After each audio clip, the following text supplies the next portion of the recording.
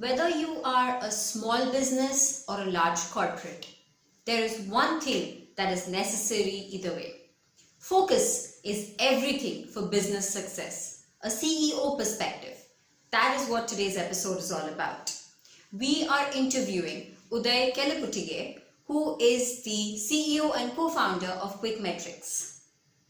Hi, I am Sirisha Ravuri. I am your online breakthrough consultant.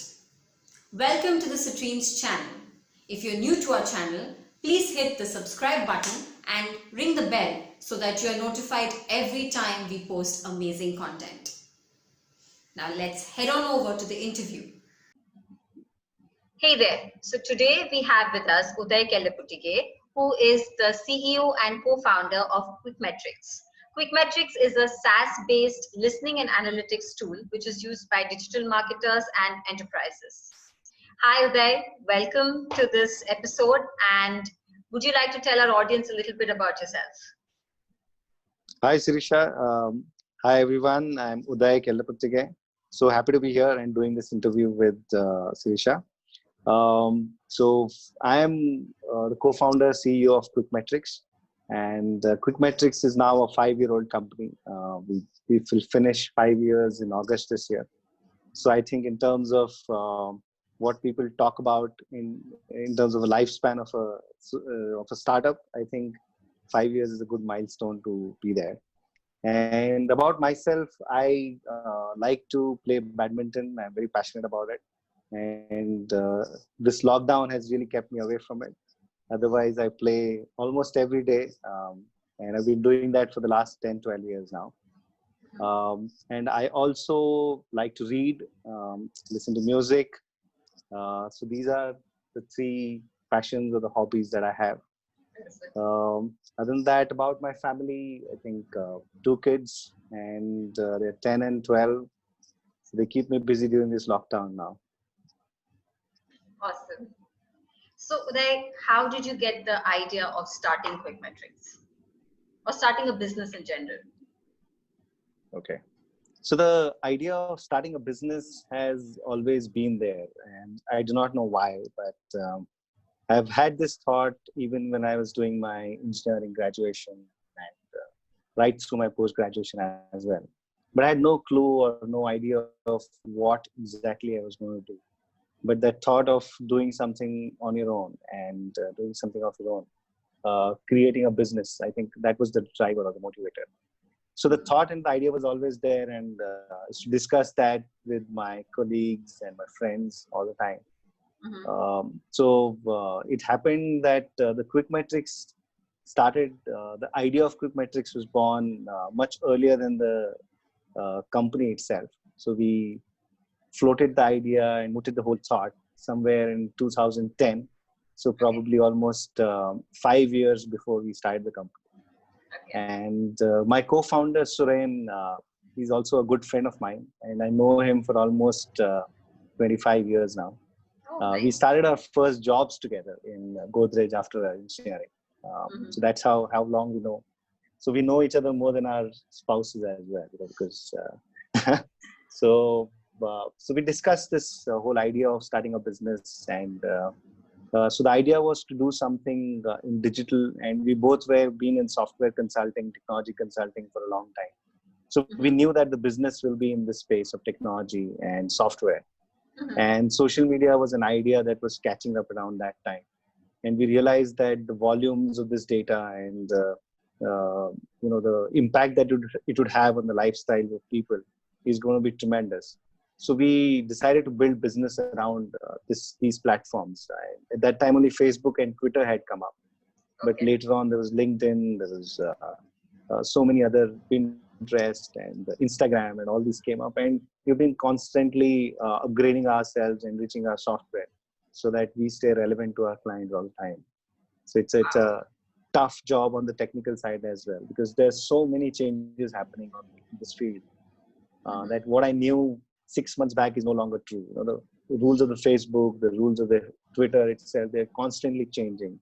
And that's for our technical team, for our functional team, we have to be in tune with what's happening out there. True. So if I can sum it up, I guess you have had the idea for a very long time, and you've been, playing with it and figuring out the right way to do things. But ultimately, you saw a gap in the market, you saw an opportunity to add value, and then you turned that into a business. Correct, correct. But still took a Wonderful. long time from paper to execution. I think I Mhm, wish we had done it more faster, mhm, but that's only hindsight, which is 2020. mhm. Right. So, what is unique about your business? So there are many things which is unique to us. The first and the foremost is the founding team itself. So me and Suren and my brother, who's the CTO of the company. So Vijay, he comes from a very hardcore, hands-on technical knowledge. So he's the one who's driving the software and putting the codes together. So he leads the entire team of software people. Me and Suren, we come from technology consulting, and we've been working with businesses in defining their processes, how it will change once the technology is implemented. So what was the process before that, how will it improve after that, and what are the things that you're going to do to change and make the things and change and make the process improve along with technology. So what we have done, because of this knowledge and experience that we came with, our software itself is ingrained and built on these philosophies of process enablement. So today, when you buy Quick Metrics, you're not just buying a piece of software, but you're buying a solution which comes with ingrained process on how to do customer service, how to do influencer management, how to do reporting, how to do your daily, weekly, monthly forecasting and reports. So, and these processes are ingrained because that's how we have seen businesses work, and we put our thoughts and our experiences into the product. And the rest of the competition which is out there, they obviously do not think that way because the founders are more technical and more this thing. So the focus is always on features and functionality, whereas our focus is processes within the system. So that's one of the key differences that Quick Metrics brings to the table. Okay, The so second is yeah. yeah, so just let me just quickly finish this. So the second is what we have also realized is the target audience for our software are the marketing people, and marketing people are always very far away from technology. So they're very right brained, and they're not comfortable with very complex softwares. So our idea was to make it so intuitive and so user friendly that our design and the entire UI is very, very different from the rest of the products out there. So it Okay. requires very minimal training. The person can just look at the software and start clicking, start navigating himself or herself and find their way through it. And this is what appeals to the digital marketing agencies and the marketers. When they see our product, they're like, wow, this is so much easier than what I'd seen last week. And that I think is another of the key differentiator that we have. Awesome, awesome. So ease of use is one of your main unique points, and the other one is definitely the kind of expertise and experience you bring in, which is varied Correct. from Correct. just being technical to also having the back end and the philosophy, the process ingrained into it. Correct. Yes. Okay. When we say ease of use, many people tend to use it quite loosely and not really. Everybody likes to think that their software is very easy to use and try to talk about it. But when we say easy to use, it's not just the setting up of the software, navigating that, but also engaging with Quick Metrics, the entire experience of working with us. Because our software license is one single user product, so we don't have complicated license pricing structures, which becomes difficult for, which is what some of the other competition have. The way we engage with our clients, the way we help them walk through the product. So the entire experience is of ease of use, and our uh, our relationship and the way we approach and work with the clients. We tend to build this entire concept into each and everything that we do with the All right. So what is it that you attribute your success to? If you had to pick just one thing, what would that be? client. So I think our success is yet to come. So we not claim that we are already successful. We are working towards that. And if I have to attribute one particular thing for the success or for where we are today, Mhm. I think it will be focus. What we decided very early, and this is where the founding team also agreed, that we are going to focus on this particular product and this particular area of expertise. Mhm. Because when we started off and we started meeting clients, there were many clients who were saying, do this as well, can you do these services for us, or can you do this for us? And because we came from services background, we were in consulting before, it was very tempting to often take that up because there was revenue, there was growth associated with it.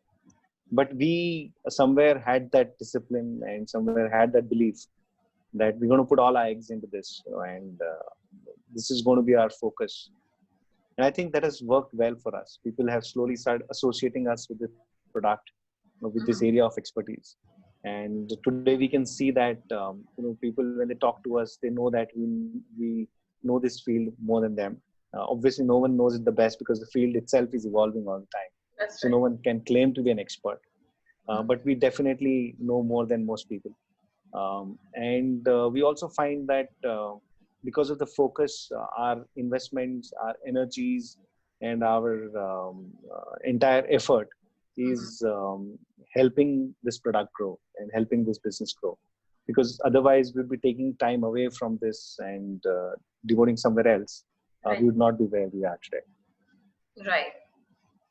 Absolutely. I mean, when a business decides that there is a certain vision, a certain goal that they want to achieve, there is a purpose behind the Correct. whole thing. I guess that Correct. gives them a big push rather than try and do everything at one go. Correct. Correct.